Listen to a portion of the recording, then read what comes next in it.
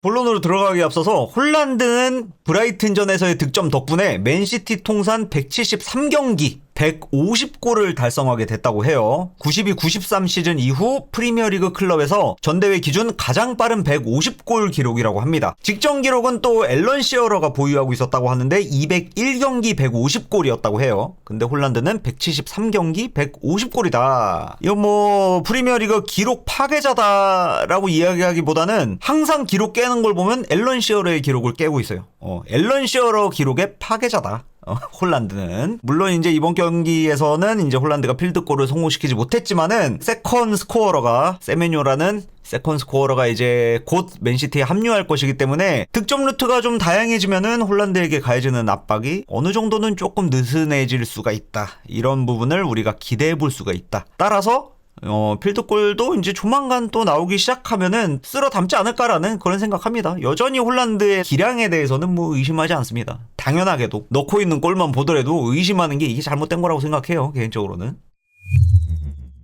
자, 펩이 이번 브라이튼과의 경기 후 프레스 컨퍼런스에서 이렇게 질문을 받고 대답을 합니다. 이번 경기를 어떻게 봤는지, 이겼어야 했다고 생각하는지 아니면 그 반대라고 생각하는지 라는 질문에 그런 문제가 아니라 그냥 결과를 받아들여야 한다고 생각한다. 이번 결과를 불평하고 싶지 않다. 상대와 나란히 승점 1점을 얻었다. 그뿐이다. 후반에는 썬더랜드 첼시와의 경기 양상과 유사하게 흘러갔다. 세밀함과 득점력이 조금 아쉬웠지만 새로운 선수들과 좋은 경기력을 만들어내고 있기에 충분히 만족스럽다. 공격에 참여한 선수들 모두가 좋은 활약을 한 덕분에 매우 많은 찬스를 만들었지만 운이 따라주지 않았다. 결국엔 골을 넣는 것까지가 선수들이 해야 할 일인데 이 부분이 아쉽다. 우리의 기세는 상대를 압도하는 수준이었다. 특히 수비 상황에서는 팀원 모두가 가담하며 서로가 서로를 돕는 모습이 인상적이었다. 단지 골을 넣지 못했을 뿐이며 이것은 사실 오늘만의 문제는 아니고 한두 명의 특정 선수들의 문제도 아니다. 따라서 득점을 성공시키지 못해서 약간 아쉽지만 괜찮다. 상관없다. 왜? 우리의 경기력이 저하되진 않았으니까 라고 이야기하지만 아쉽다고 계속 이야기를 해. 이 뒤에도요.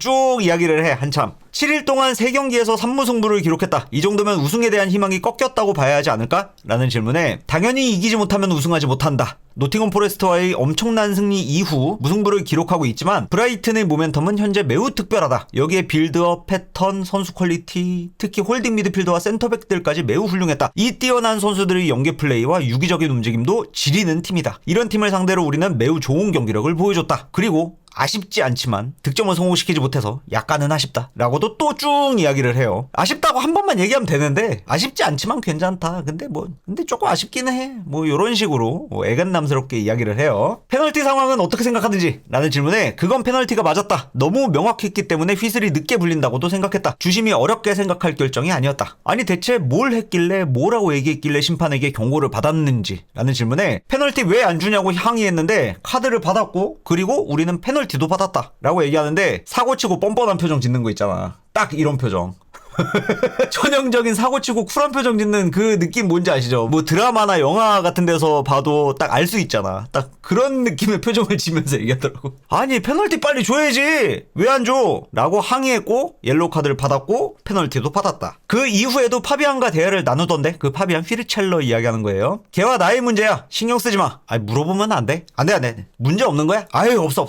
전혀 없어. 그러면서 약간 좀 불쾌한 듯이 빤히 쳐다보다가 없어. 그런 걸 뭘 물어봐. 그냥 사적인 대화한 거야. 궁금해하지 마. 라고 이렇게 인상 쓰고 빤히 쳐다봐. 정확히 이렇게 이 상황이었어요. 그리고 어떻게?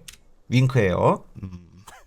펩은 결과가 안 좋아도 위트를 잃지 않는 사람이다 라는 거를 우리가 알 수 있는 부분이에요. 맥스는 복귀하여 후사노프와 함께 호흡을 맞췄다. 두 선수가 어색했을 텐데 서로의 스타일을 잘 알고 있는 듯이 보였다. 어떻게 봤는지? 라는 질문에 정말 굉장한 경기를 했다. 후사노프의 뒷공간 커버는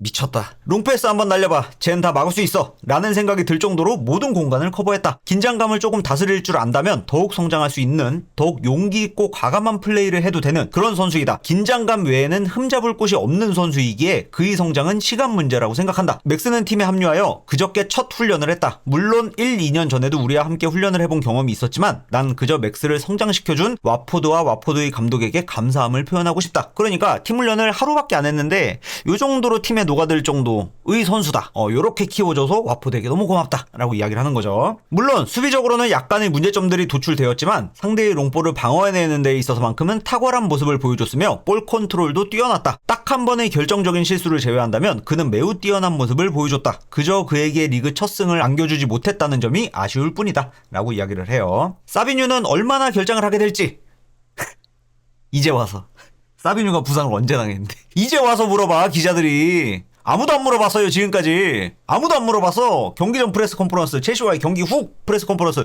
아무도 안 물어봤어. 이제 물어보는 거야. 이제 너무하잖아 이거. 그러니까 탭이 어떻게 대답해? 롱 시즌 아웃? 노! 세상 무너질 것 같은 소리 하지 마 진짜. 말도 안 되는 소리 하지 마. 시즌 아웃. 어우 가슴이 철렁 내려앉았어. 이렇게 대답을 합니다. 상황 뻔히 알면서. 한 달 반에서 2달 정도는 걸릴 것 같다 라고 대답을 해요. 사비뉴를 대체할 선수를 영입해야 할까? 라는 질문에 I don't know. 이적 시장에 대해서는 이야기할 게 없어. 몰라. I don't know. 라고 대답을 해요. 당신은 항상 지난 시즌이 최악이었기에 지난 시즌과 비교하지 말아달라라고 이야기를 하지만 늘어만가는 부상자들과 3무승부를 보면 비교가 되지 않을 수가 없다. 왜 다르다고 이야기하는지 설명 좀 부탁한다 라는 질문에 확실하게 차이가 있다. 우리의 방식과 우리의 에너지 레벨 간단하다. 우리의 방식과 우리의 에너지 레벨이 다르다고 보니까 간단하게 얘기해서 진짜 걱정 안 돼? 지금의 에너지가 유지되지 않을까봐 걱정하는 것 이외에는 걱정되는 것이 없다. 우리의 유일한 문제는 골을 넣지 못한다는 것뿐이다. 골을 넣지 못했지만 아쉽진 않다라고 앞에서도 계속 이야기하는데 또 얘기하지. 아쉽다는 거잖아 솔직히 얘기해서. 우리의 유일한 문제는 골을 넣지 못한다는 것뿐이다. 경기력은 봐서 알잖아. 우리가 공격하는 방식 그리고 수비에 가담하는 공격수들을 보면 걱정할 게 없다고 생각한다. 물론 팬들은 걱정할 수도 있겠지만 현재 우리 팀에는 열심히 하지 않는 선수, 방식에 맞지 않는 선수는 없다. 최근 3경기를 분석해보자면 그렇다. 우리의 문제는 단지 골을 넣지 못한다는 것 그뿐이다. 걱정 안 된다며. 지금 막 수십 번을 얘기를 하고 있어 지금.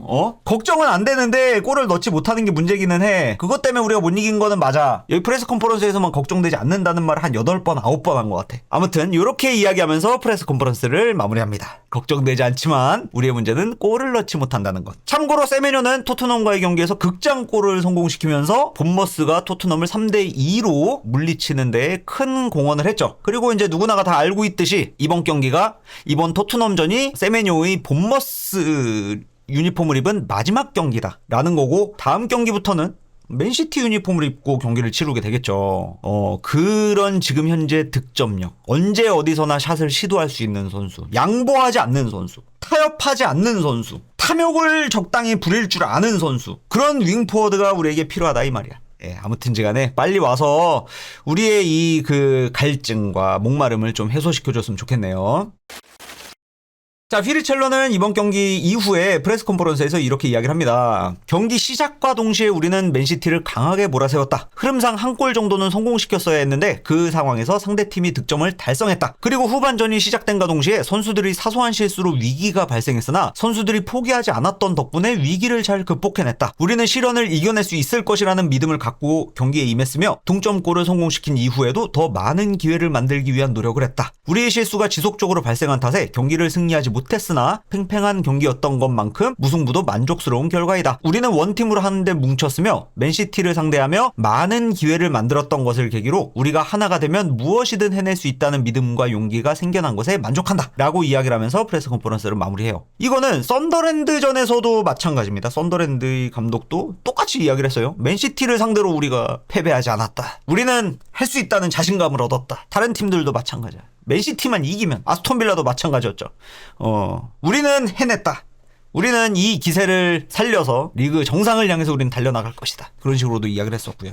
근데 진짜 정말 멋있는 팀이었어요. 아까도 말씀드렸다시피 휘르첼러는 맨시티를 상대로도 특히나 또 맨시티 홈에서 경기를 치rum에도 불구하고 그리고 여기서 지고 있는 상황도 아니었고 1대1 무승부인 상황에서 8명이 공격으로 올라오더라고요. 진짜 너무 멋있어서 돈키호테 같은 그런 전술을 보여줘서 이런 배짱을 갖고 있는 감독이야말로 빅클럽을 맡을 그런 자질을 갖고 있는 게 아닐까. 소극적으로 막 진짜 애견남들처럼 막 3-4-3 아무튼지 간에 좀 공격적으로 경기를 임하는 이런 휘르첼러나 이제 이라올라 같은 이런 감독들이 빅클럽을 좀 맡아서 좀 승승장구하는 모습을 좀 보여줬으면 좋겠습니다. 개인적으로는요. 참고로 펩과의 상대 전적이 2승 2무 무패라고 해요. 예, 4경기 했는데 맨시티가 한 번도 못 이겼어요. 아무튼 뭐 그렇습니다. 이번 경기 결과가 뭐 사실은 패배하진 않았지만 좋지 않았다라고 할 수 있는 거죠. 사실은 홈 경기였음에도 불구하고 이기지 못했으니까요. 그리고 시즌 초반에 있었던 브라이튼과의 경기에서 패배했던 그 서력을 하지 못한 부분에 대해서도 약간 아쉽기도 하고 뭐 그렇지만 아직 맨시티의 시즌은 끝나지 않았고 또 앞으로 무슨 일이 생길지 모른다는 거. 프리미어리그는 항상 매 주마다 사건 사고가 끊이지 않기 때문에 여전히 우승 레이스는 끝나지 않았다라고 믿어 의심치 않습니다. 특히나 우리에겐 세메뇨가 오니까. 그리고 후사노프가 말도 안 되는 퍼포먼스를 보여줬으니까 우리 후뱅 없어도 그바르디올이 없어도 우리에겐 후사노프가 있다.